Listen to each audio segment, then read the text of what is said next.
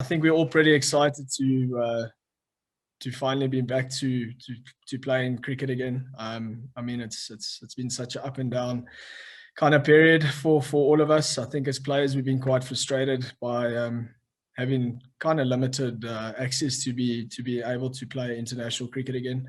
But yeah, nonetheless, we're still very excited and keen to get going.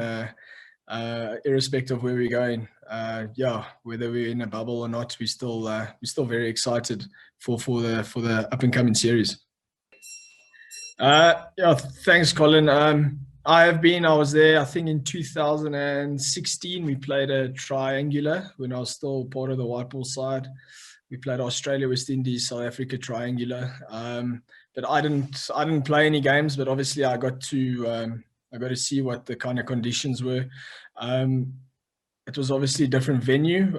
From my knowledge and my reading and hearing what our management have come up with already, it seems like St. Lucia is quite a low and slow kind of place with regards to the wicket, which is obviously something that we've been preparing already with our camp that we started yesterday. So yeah, I think a big factor for me is going to be the adaptation factor once we get there and once we actually allowed to leave the hotel and start training as a group. So yeah, it's going to be a challenge for all of us going forward. But I'm pretty sure everyone's going to be ready to go once we start the series. I know there's going to be a lot of emphasis going forward with regards to preparation. That's the one thing we can control, at least, is the way we prepare going into the series. I think it's a 4-day process. I think we have a 3-day quarantine where we have to have 2 COVID tests leading up to day 4. I think once you return your 2 negative tests, you're allowed to leave the hotel and go practice. I think that's pretty much why we're leaving at the time period we are leaving, just to give us a bit more, a few more days that we can obviously adhere to the quarantine regulations and respect the processes that they've obviously put in place for us. I think so. I think it's also just trying to change players' mindsets going forward. I think that's one of the challenges when you got 18 different individuals to deal with is to try and get that buy-in from every individual, and obviously trying to get them to trust your process going forward. It's kind of a tough thing when you have to work with different individuals with different mindsets and different opinions. So yeah, I also hope that what I've done in the past would also rub off on the players now. And yeah, it's definitely going to be one of the more challenging aspects of the job. It's just to try and get the trust of the players that they can just rely and trust that the process and the words and the communication that I'm putting out to them, that they can obviously follow that. Yeah, it's a tough one for those. I mean, we haven't played a lot of cricket in the last while, so from a competitive point of view, it was quite kind of difficult for us to get a process going forward as a team. Now that we're almost in like a new chapter, we obviously need to play more cricket and we need to play better cricket. We're very conscious that over the last period, we haven't been very consistent. Our skill level hasn't been where it should be. Ultimately, yes, we want to compete and we want to play in a final of a World Test Championship. I think that's pretty much high on my bucket list. But I understand there's a way there's a way and a process that you got to follow. In order to do that, we need to get back to a bit more of a consistent nature of cricket, a bit more of a South African way again, and obviously trusting the process that we have to follow. It's also another challenging aspect to get players to actually believe in the process and actually kind of do it quickly and adapt quickly. So yeah, it's something that I'm very strong. I believe very strongly in is for us to follow the process and us trying to climb up that rankings system again. Because where we are at the moment is obviously not doing us a lot of favors, and it's not a good visual for a lot of us. we're very conscious and aware of that for those. And yeah, I'll do everything in my power that I have within the team to try and get us up the rankings and obviously contending for that spot again. Definitely Telford. I mean, those players are so valuable for us. Unfortunately, I think the demand around world cricket for them is also quite great. And to have them back in your test setup, which for me is it's an extremely important setup for all formats. To have them around and their knowledge is something that I won't be able to replicate. We don't have a lot of experience floating around, so those players are massive for an environment going forward. Just to touch on your first part, I'm here to answer cricketing questions, please. So if you can respect the forum as just cricketing questions, I'd appreciate that. And back to your second question, what was that? I was asking that, do you feel that this is a new page from a cricket perspective for you, because you're the only player who's remaining from Graeme Smith's captaincy era as a player? You're making me sound old now. Well, I must say in that era, it was totally different to what it is now. We had a lot of experience and we had a lot of test caps around then. And my learnings out of that, I would like to try and use and implement in the current situation where we are now, which is going to be a good challenge for me. It's something that I'm really looking forward to. So I mean, my learnings out of that and the quality conversations I've had with Graeme over the years, I'd like to see that as a massive positive for us going forward. And I think if I don't use that knowledge and the chats that I've had, I'm going to let this environment down.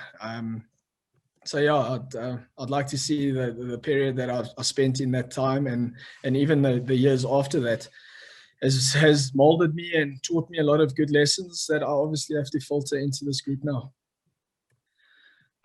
Look, we've always been the nature of with our fast bowlers. We've always had a batting lineup that scored heavily with regards to runs.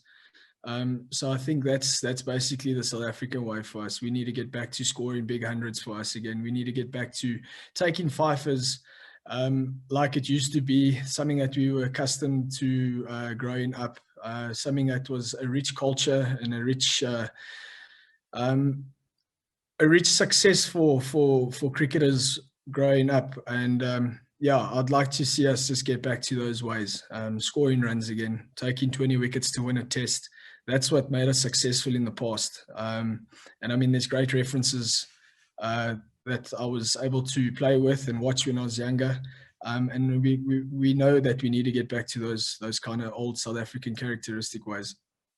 Yeah, I think when it comes to selection, it's quite a tough one. As a captain, you maybe don't want to have too much say because players might think you don't like them if you don't put them in your side or squad, for instance.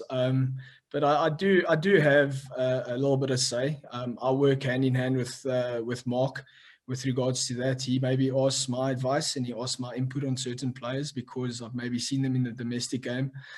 And then obviously he takes the references to the selectors and they ultimately have to make the final say. With regards to the final 11, I think it will work in a similar kind of process where I'll give my input of what I would like. And then he'll obviously take it back to the selectors and tell them this is what Dean wants, this is what he's looking for. And ultimately, I'm pretty sure they'll finalize the final 11 out of the info that we give them. Cool.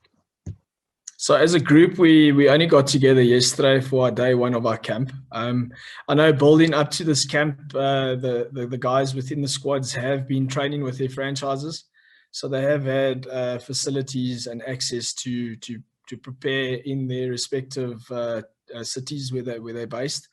On the buy-in process, I mean, we had a great chat last night where I kind of mapped out the way I see us going forward. And we created quite a good conversation around that. I think those conversations are still going to continue because the more we communicate it as a group, I think the more the buy-in will be there. And maybe the buy-in will be quicker. And guys will actually realize that, okay, maybe Dean does have, maybe he does have a bit of sense in him. And we need to obviously follow the kind of process that I see, the kind of processes that Bouchy sees as well.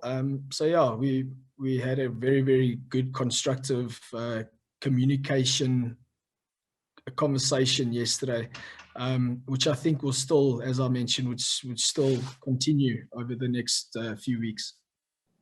Well, I mean, we'll obviously have the best players in the respective positions if they deserve it. I think the players coming back now is going to definitely improve and strengthen our domestic game, and ultimately, I think it's going to add a lot of competitive competition within our system, which I think we've maybe lacked over the past few years.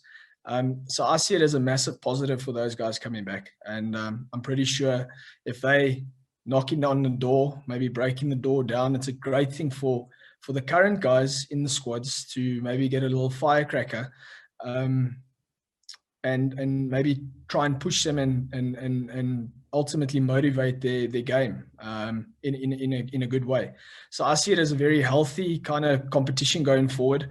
I think it would be silly if we wouldn't allow those guys to be eligible for selection, because they've ultimately come back and they've gained so much experience playing in the UK. And now I think they're going to boost our domestic game, which ultimately I think is going to filter into our national setup.